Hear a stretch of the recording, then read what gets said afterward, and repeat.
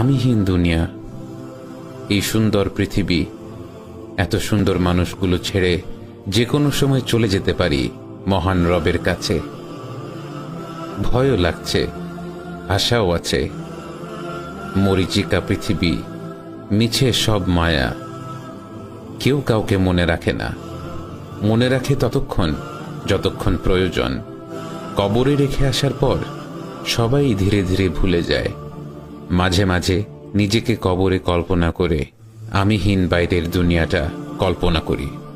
দেখি সবই ঠিকঠাক চলছে, আমার জন্য কিছুই থেমে নেই। অফিসের আমার চেয়ারটাও খালি নেই, খালি নেই বাসার বিছানাটা, খালি নেই যাদের মনে যতটুকু ছিলাম সেই জায়গাগুলো। সব দখল হয়ে গেছে।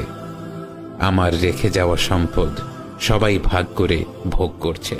আমিহীন দুনিয়া বেশ ভালোই আছে, কিন্তু কেউ জানে না আমি কেমন আছি।